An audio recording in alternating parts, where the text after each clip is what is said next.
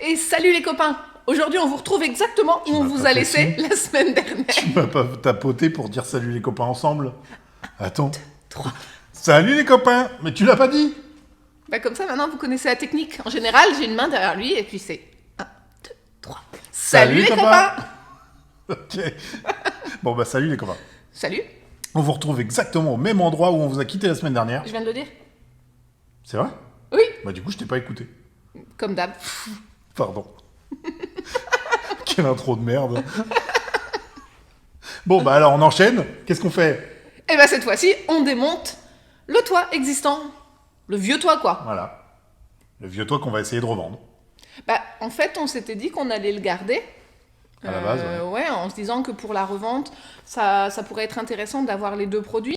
Mais on se dit aussi, en réfléchissant un peu plus loin que le bout de notre nez, on se dit que notre véhicule, s'il intéresse quelqu'un quand on voudra le revendre, c'est parce si qu'il on sera veut le revendre, aménagé. voilà, c'est parce qu'il sera déjà tout aménagé avec son toit relevable, etc. Et il y a peu de chances que quelqu'un lui remette son toit d'origine.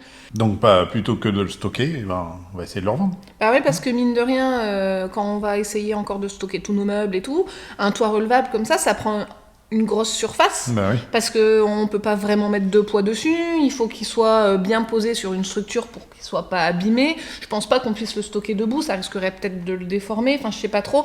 Enfin voilà. Non, ce sera mieux comme ça. Voilà notre réflexion, et en plus, si ça nous permet de récupérer un petit peu d'argent, ça fait moins dépenser pour tout l'aménagement, enfin voilà, c'est quand même intéressant. Ça c'est évident. Donc on va essayer de le revendre. On n'a pas du tout la moindre idée de combien ça peut se vendre. Non, ni si ça va se vendre facilement, on verra bien.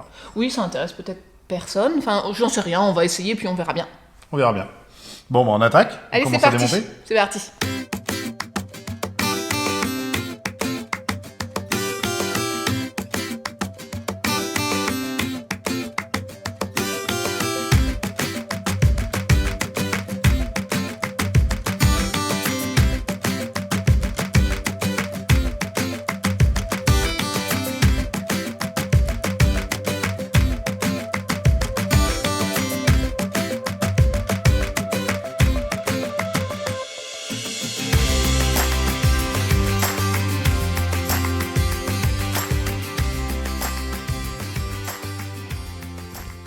Tu déballes encore des cartons?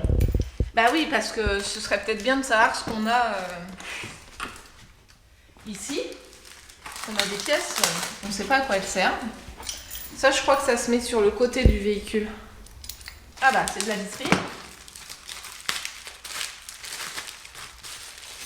Bon bah du coup, on a des rivets noirs et toute la visserie du toit, qui n'est pas exactement la même du coup que ce qu'on avait. Des cornières. Des cornières. Et cette grande plaque là, ça c'est mystère, il est dedans, mais où ça peut se mettre?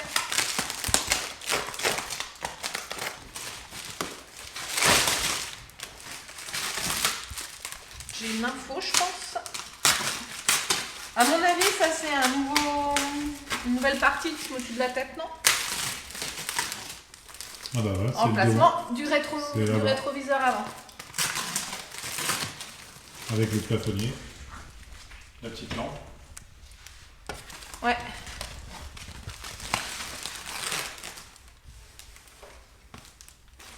Ok, donc ça on voit. Par contre, a priori, il n'y a pas de notice. Ou alors elle est dans la tente et on l'a pas vue. Bon non, on l'aurait vu dans la tente, quand même. Bon, on regarde quand même la notice, on l'a trouvée, c'était pas trop compliqué, on savait où la trouver. En anglais. Une notice en anglais, mais on avait déjà regardé des vidéos, mais sur les vidéos, à chaque fois, ils enlèvent complètement le ciel de toit. Et on se demandait si c'était vraiment utile de l'enlever, parce qu'on a peur de l'abîmer un petit peu, de salir, enfin voilà, donc on voulait vérifier, mais a priori, il faut bien l'enlever, c'est bien ce qu'on avait vu dans la vidéo. En même temps, les photos sont extraites de la vidéo officielle qu'on a regardée pour le montage du toit. Ouais, qui vient d'Afrique du Sud. Exact. J'avais oublié une vis?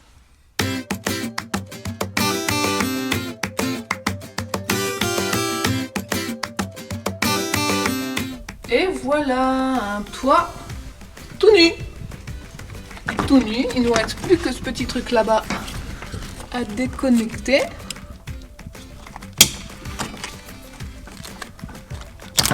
Et voilà. Et ben voilà, on est quasi bon. J'ai peut-être vérifié, là, peut-être encore, je vois encore des petites vis, vérifier ça. Enlever la durite là pour le lave-glace arrière. Et on est tout bon. Puis on va pouvoir découper la colle après. Bon, c'est pas très compliqué en vrai. Non. Il a juste fallu qu'on trouve une bonne technique pour enlever les trucs plastiques là qui se mettent dans tous ces trous là.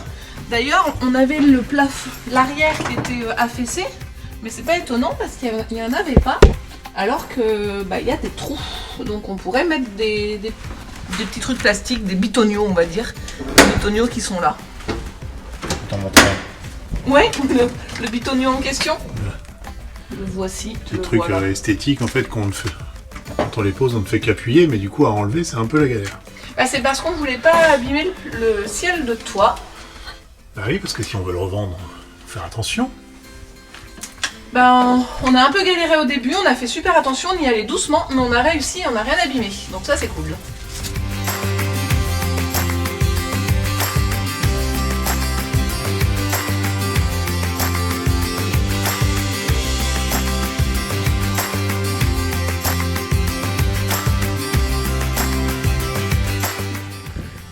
Alors, De ce côté-là, ça se lève tout seul. ça a l'air bon de ce côté-là.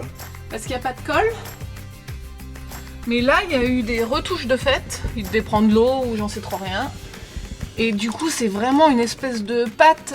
Celle-là, on va galérer avec, je pense. Et à nettoyer, on va s'amuser. Donc là, il tient plus que par l'arrière gauche. Il tient plus que par ici, mais sur tout ça, quoi. Je sais pas comment on va enlever ça. En plus, le truc, c'est que dès que tu lèves, même si tu arrives à décoller un peu, si tu redescends, en fait, ça se recolle. C'est une sorte de pâte à fixe quand on est enfant pour mettre les dessins au mur dans la classe, mais en puissance plus.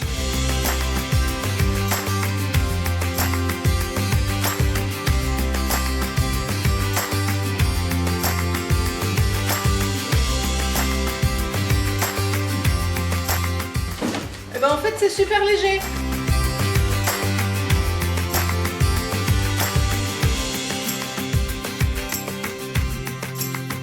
Ça y est, regardez.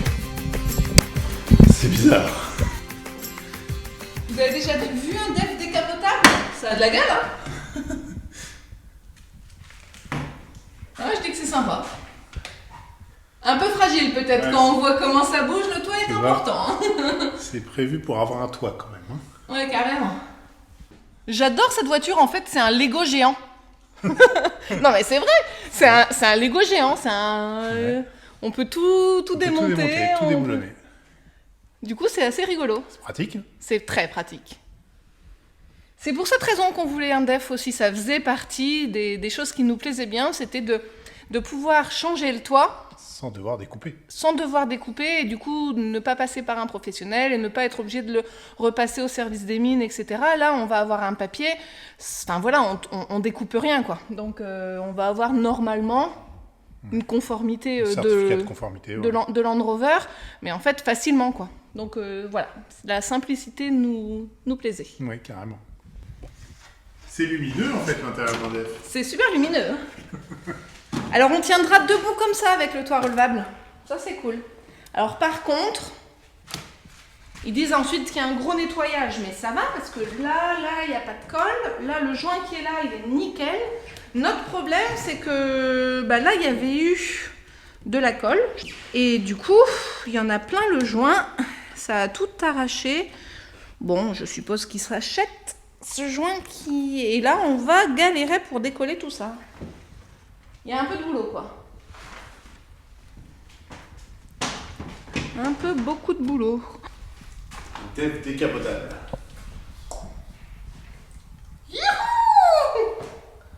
Faut quand même signaler que c'est la première fois de notre vie qu'on bricole sur une voiture, mais on fait pas les choses à moitié du coup. On démonte un toit On, pour en remettre un autre. on démonte quand même à moitié la voiture. Bon, on touche pas au moteur parce que ça on sait pas faire. Non, ça, on n'y touche pas. On n'est Bon. pas fou. Après, soyons honnêtes, vraiment en suivant, en étant méthodique, avec toutes les vis, en observant Ouais. correctement, Ça se passe. y a rien de compliqué, c'est du bon sens, j'ai envie de dire. Ah, téléphone. Téléphone. Bon, je sais plus ce qu'on disait du coup avant l'appel téléphonique. Et puis la perte de batterie. Du coup, on peut même pas regarder Non. ce qu'on est en train de dire. Qu'est-ce qu'on disait? Bon, bah franchement, on est assez fiers de nous parce qu'on s'est bien débrouillé. Bon, on pouvait avoir de la main-d'œuvre hein, pour porter le toit. Normalement, il y avait ma soeur, mon père et mon beau-frère qui devaient venir. Bah oui, mais on a essayé à deux et puis on s'est dit, l'a- ah, c'est vraiment léger. C'est ça. Est-ce qu'on n'y essaierait pas là? Et puis en fait, en 5 minutes, comme vous avez pu le voir, on l'a mis derrière en protégeant le nouveau toit pour le mettre par-dessus. Voilà. Ouais. Au final, bon, par contre, on aura besoin d'aide pour mettre le nouveau, ça c'est sûr. Oui, le nouveau est un peu plus lourd.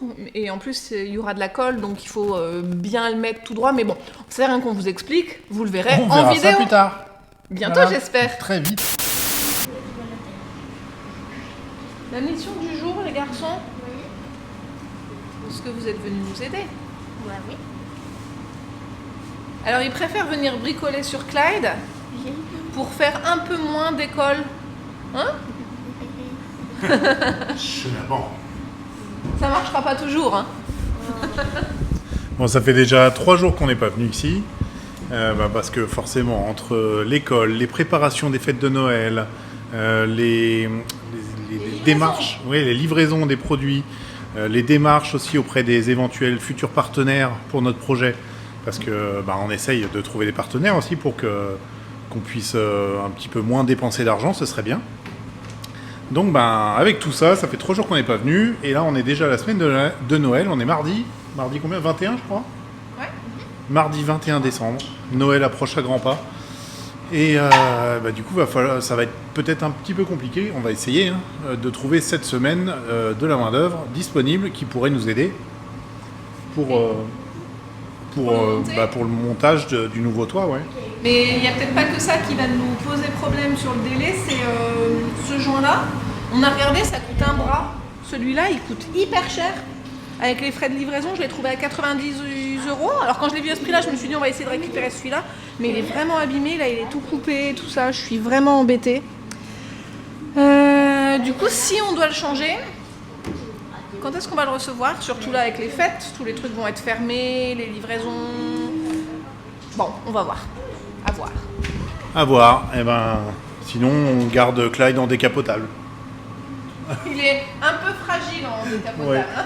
On voit que c'est quand même prévu pour avoir un toit. Ouais, il est indispensable, toi. Hein. Bon, et l'hiver est vraiment arrivé. Pour le coup, là, il fait moins 1 degré aujourd'hui. Donc, on a changé de chauffage.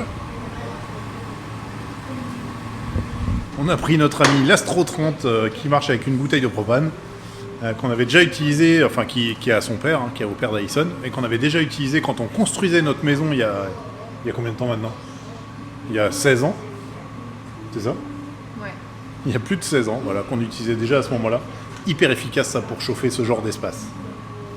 Efficace, et puis l'avantage, c'est comme le plafond est haut, les gaz vont monter et on ne sera pas intoxiqué. Donc tout va bien. On va le faire marcher un petit peu, ça va déjà réchauffer un peu la pièce. Voilà, on va faire ce qu'on peut, on va nettoyer les surfaces. Et voilà, et on va continuer. On va faire de notre mieux en cette période pas forcément facile pour travailler, que ce soit au niveau du froid ou au niveau des fêtes qui nous bloquent un petit peu pour les commandes, pour les démarchages, pour tout ça. Voilà. Et la main-d'œuvre disponible. On va s'en sortir, Bah évidemment. comme toujours. Allez, c'est parti. Allez, bien boulot. Alors le but premier, c'est de décoller cette matière. Alors je pensais que ça allait être vraiment galère, mais ça a l'air moins compliqué qu'il n'y paraît. Et regardez, on a ramené des petits bacs. Vous le mettez dedans, surtout on les laisse pas traîner, sinon on va en mettre sous les chaussures, sur les sièges, les machins, ça va être une cata. Donc on décolle et on met là-dedans. Allez, c'est parti. Et on va voir ce qu'on peut faire de ce joint. Tu es arrivé, les loulous? Oui. Faut de l'huile de coude, hein. Ça part pas tout seul. Hein. De l'huile de coude. Ça part pas tout seul, mais bon. On va y arriver.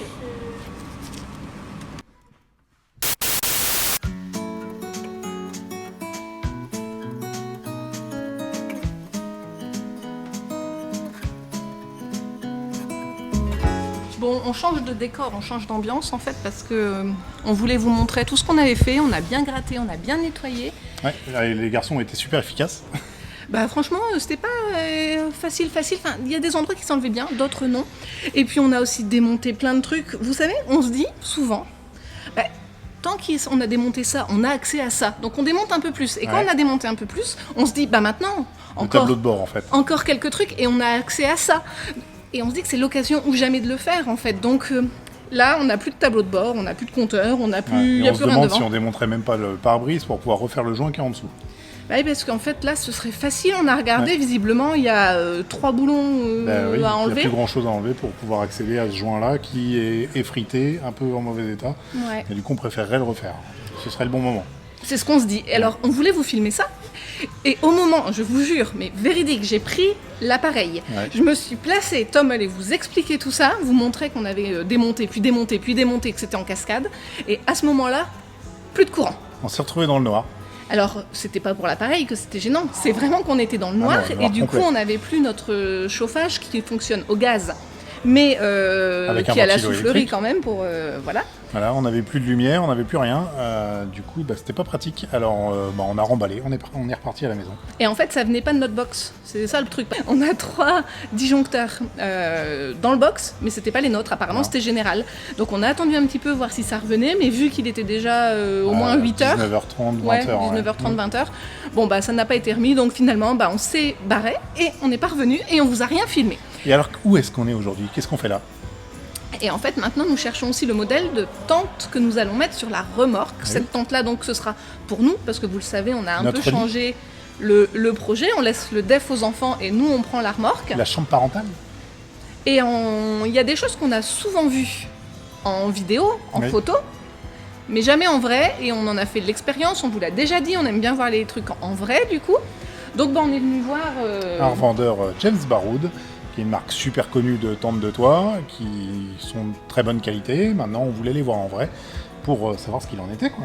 Voilà, parce que parfois on se pose des questions. Est-ce qu'ils sont très présents sur le marché parce qu'en fait les produits sont vraiment bons, ou alors c'est parce qu'ils sont très bons en com? Parfois le doute peut subsister. Voilà, donc on préfère tâter. Alors on est venu voir.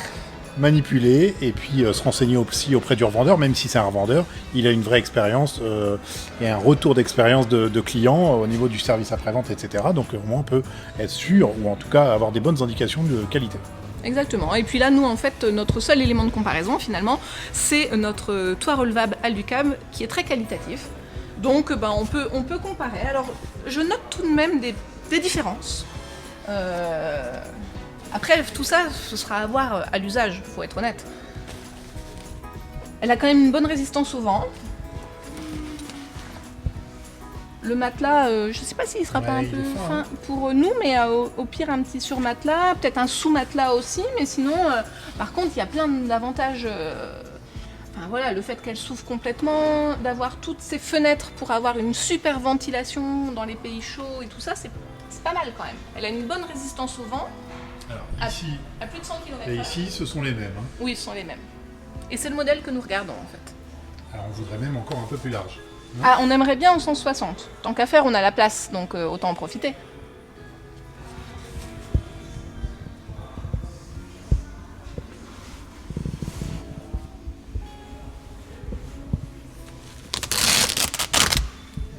Bon, c'est un côté vraiment sympa qu'on aime bien, du coup, que ce soit ventilé tout le tour. Il y a des moustiquaires vraiment sur 360 degrés. Donc c'est vrai que pour certains bivouacs, ça peut être vraiment sympa. Quand il fait très chaud, on peut vraiment avoir une bonne ventilation à l'intérieur. Ouais. Et ça a l'air quand même de bonne qualité. Hein. Quand même. Oui, ça a l'air de bonne qualité également. Je dirais que c'est quand même pas tout à fait pareil que l'Alucam.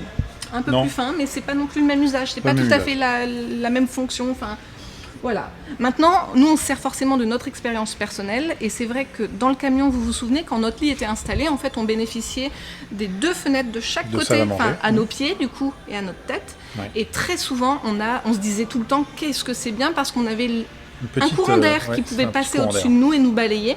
Et quand il faisait plus de 30 degrés dans le camion, c'était appréciable. Et du coup, on se dit que là, on pourrait retrouver ça, qui était un point très très positif. Très positif. Voilà, donc c'est vendu avec une lumière intérieure, des petits rangements, une échelle en alu qu'on peut accrocher de chaque côté. Donc vraiment, elle a l'air sympa. Ce qui nous interroge encore, c'est comment on va faire pour avoir un panneau solaire au-dessus de la remorque. parce que dessus, normalement, c'est pas possible. On peut rien fixer dessus, normalement, d'après le constructeur. Alors, à moins d'adapter quelque chose, de mettre un panneau solaire souple, on se pose encore la question, Mais ça, encore on y le souple, réfléchit. c'est pas évident. Et non, c'est pas évident, parce que c'est pas ultra plat. Alors, c'est le principe du souple qui peut s'adapter, mais là, il y a vraiment ces petites pointes là, et notamment celle du milieu qui est un peu problématique. Ouais. Mais Donc- j'ai déjà des petites idées Oui. de trucs qu'on pourrait faire. Enfin, Enfin, voilà. du coup, voilà, c'est encore en réflexion. On réfléchit. On réfléchit encore à tout ça. Et puis, ben, mine de rien, on approche à grands pas de Noël. On est le 23 déjà. Ouais. Voilà, bon, donc on va préparer les fêtes de Noël en famille, hein, dans le Nord. Voilà, alors quand vous verrez cette vidéo, Noël sera déjà passé. On espère que vous aurez passé un super Noël, tous. Ouais, on croise les doigts. Parce qu'en ce moment, c'est pas toujours facile. Non, c'est pas toujours avec, facile. C'est encore une année un petit peu compliquée, peut-être moins compliquée que l'année dernière pour les regroupements familiaux, etc. Mais voilà, le virus est toujours là, hein, et il sera encore là un petit moment. Ouais, je pense. On espère que pour tout le monde ça se passe bien. On vous souhaite de bonnes fêtes de fin d'année à venir. Et puis on va vous dire à l'année prochaine, non? Bah oui, je crois bien. Oui. À l'année prochaine, en espérant pouvoir partir le plus vite possible pour de nouvelles aventures. Ouais. À l'année prochaine les copains. Bye bye. Ciao.